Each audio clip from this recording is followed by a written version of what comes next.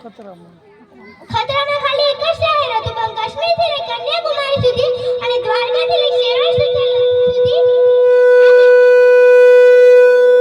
આખી દુનિયાને આખા ભારતને જે અંતર હોય છે, વસુદેવ કુટુંબકમની ભાવના એ ભારતીયતા છે. અમને મારતા આવડે ને બચાવતા આવડે. અમે દુશ્મનો માટે મિસાઇલ અને ટેન્કો બનાવ્યા, પણ આખી દુનિયા જ્યારે મહામારી આવી ત્યારે વેક્સિન પણ આપણે જ આપ્યા.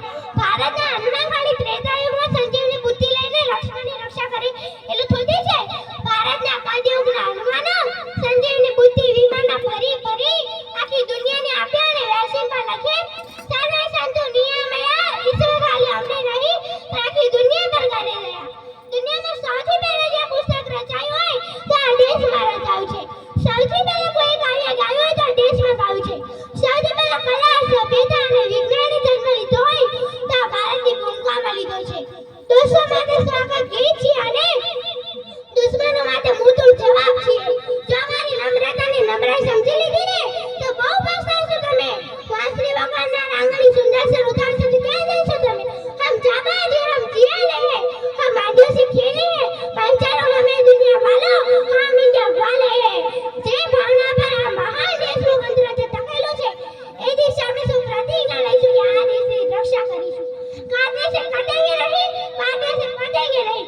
આપણે ભલેને 9 ધર્મ, 3000 જાતિઓ, 300 ભાષાઓ અને બોલીઓમાં વિભાજિત છીએ. શું થયું? પણ આપણે સૌનું મસ્તક એક સાથે એક જગ્યાએ રહેતું હોય તેથી આપણા દેશનો તિરંગો. મારી પ્રાર્થના છે કે આપણી નસોમાં ખાલી લોહી નહીં પણ ગંગા જમનાના નીર વહે અને આપણી ભારતીયતા સદાય અમર રહે. પણ આ ભારતીયતા અને આ ભવ્ય ભારત વર્ષે અમર રાખવા માટે આપણા દેશની રક્ષા કરવી એ મારી અને તમારી સૌની નૈતિક ફરજ છે. અત્યારે દેશમાં ખતરારૂપ બાબતોના દેશવાસીઓ એકજૂથ થઈને ચિંતનની સૂરની જરૂર છે. અત્યારે દેશ સૈનિકો માટે મિસાઇલ અને ટેન્કરો બનાવ્યા, પણ આખી દુનિયા ત્યારે મહામારીમાંથી ત્યારે વેક્સિન પણ આપણે જ આપ્યા. બંદૂકની સૈનિકોની આંગળી બંદૂકની ટ્રિગર ઉપર છે એટલે આપણો દેશ ખુલ્લામાં લઈ શકે છે. ભારતના જવાન -40 ડિગ્રી તાપમાનમાં રણમાં ભઠ્ઠીમાં શેકાઈ રહ્યા છે. અત્યારે મોટા બહેનમાળી મકાનમાં શાનદાર એસીમાં દેશ વિકાસની વાતો કરી રહ્યા છે. આ બધું ત્યારે શક્ય છે જ્યારે ભારત માતાના લાડલા દીકરા સીમાંતક સાચવીને બેઠા છે. ભારત માતાના લાડલા આતંકવાદી ઘૂસપેઠ અને ગદ્દારોથી મરી રહ્યા છે ત્યારે જે અલી રવિ ક્યાંથી સ્ટેટમેન્ટ આપે છે કે અફસર મિલતા હૈ ભારત के टुकड़े होंगे ત્યારે લોહી ઉગલી जाएगा वो कहना सरिया पहाड़ क्या फरे છે. पर एक देश छोड़ी गई तुम एक अफसर मारोगे घर से अफसर निकलेगा तो भारत ने डिग्री भारतीय सेना से ऐलान करे इसके उस घर में घुस के मारेंगे जिस घर से अफसर निकलेगा वो कोक नहीं पड़ने देंगे जिस कोक से अफसर निकलेगा.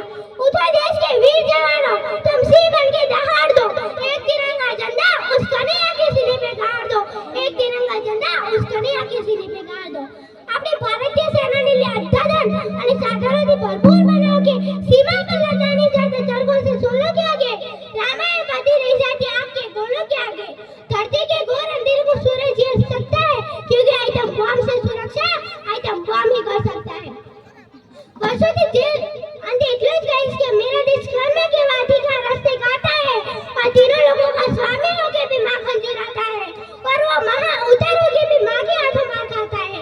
मैं गौतम के भारत से आती हूँ जहाँ जनहित के लिए एक राजपुत्र सन्यासी हो जाता है. मैं राम के भारत से आती हूँ जहाँ पिता की एक बात और पिता सिंहासन जाकर वनवासी हो जाता है और नारी का आदर हो जाए तो